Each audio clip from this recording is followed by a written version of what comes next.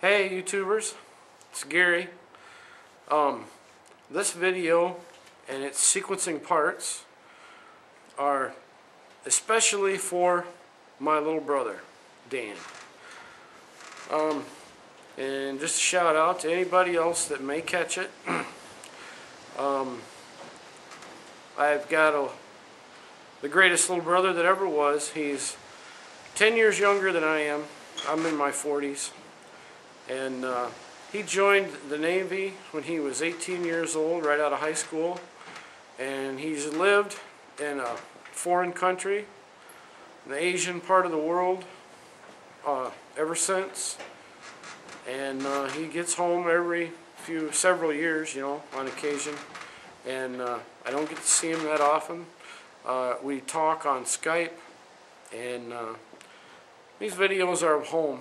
Things that are familiar for him, and now anybody else that watches it, now you know too. So Dan, remember this? Last time you were here, we went over and we got this. You got this bottle of Glenlivet 18-year-old single malt Scotch, because I'd never drank a single malt before. Well, it's kind of like a little special thing here. So. Oh, geez, there's a little swallower in there. So, yeah, take that last little swallower of that, I guess, here. And,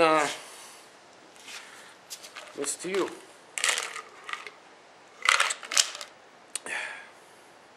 That's really smooth. Smooth stuff. And, I'll just save the bottle because it's kind of a good memory. And we'll go ahead here and check out a few things. Anyway, as I was telling you earlier today, Danny, I got this four-wheeler given to me by this guy, and I told you that I had some parts coming, and that, you know, I had taken it all apart. I got it down to the frame. Anyway, it's ready for me to install the parts when I get them. The only other thing that I'm going to do to it is I'm still doing some cleaning up and painting on it. But here it is. That's a Yamaha 350 Big Bear. And this wheel right here is the one that the guy lost the spline insert out of here, and it goes on this shaft right here. And this shaft, you can see it quite well actually. See how it's splined? Well, the inside of that hub was to be splined also, and he lost that, and the wheel spun on here, and he thought that he had broken the axle.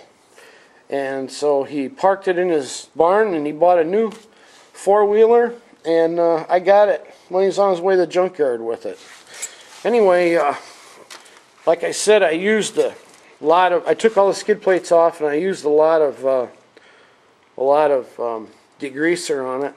The only thing that I have left to do now, big time, is this exhaust pipe. You see, it's got a lot of surfaced rust on it, but it doesn't have any holes or nothing like that. It's in excellent shape still. So I'm going to take it off. I'm going to run it over my wire wheel, paint it with high heat paint, put it back on, and we'll be ready to go. Anyway, it's four-wheel drive. Big old wheels on it, ain't it? Big sucker.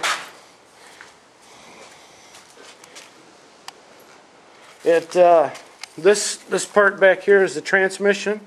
It has two drive shafts. It's got a drive shaft that goes to the rear end here, and then in the front it's got a drive shaft that goes to the front end. The front has all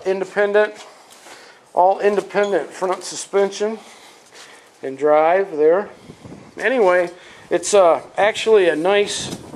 It's got 10 forward speeds and a reverse. Here's the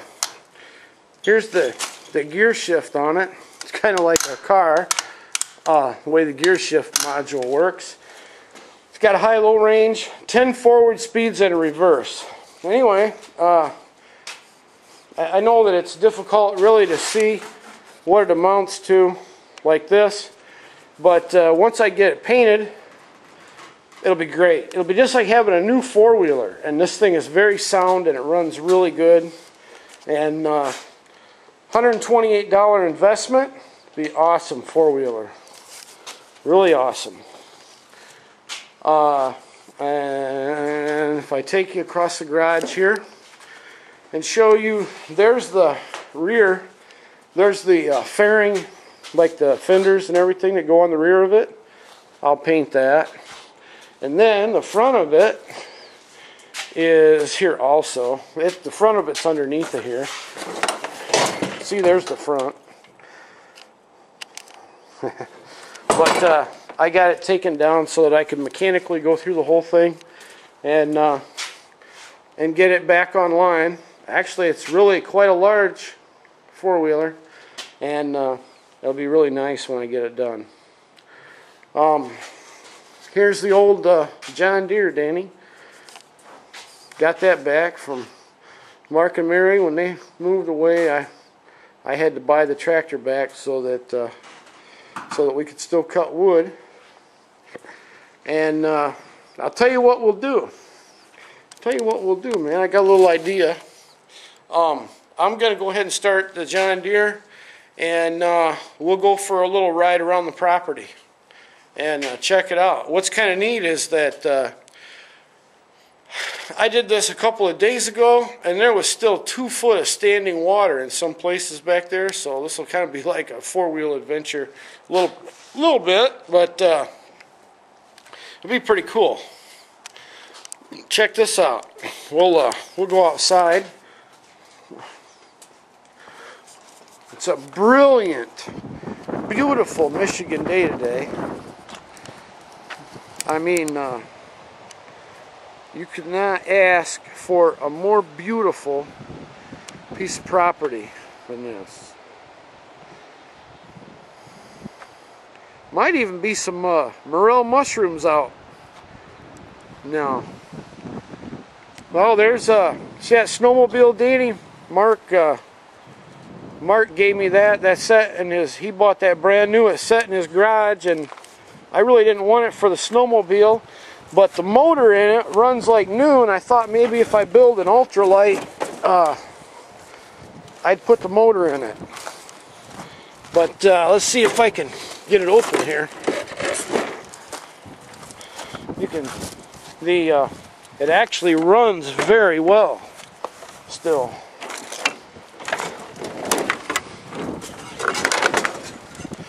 There's the 2-cylinder power plant, and it runs good. It really does. It runs well, just like new. Of course, it's kind of beat up.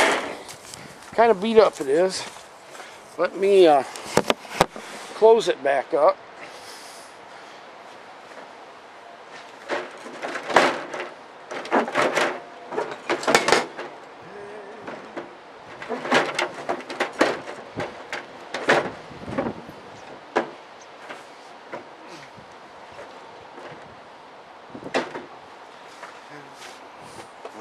All right, now let's check out a little more here.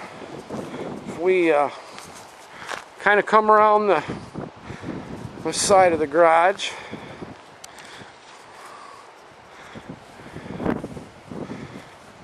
there's the field, there's the driveway, heading out.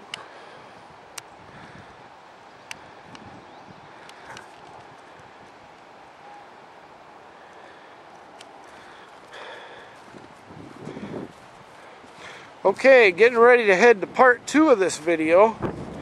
Getting ready to drop out here. Last 30 seconds. I'll see you in part 2.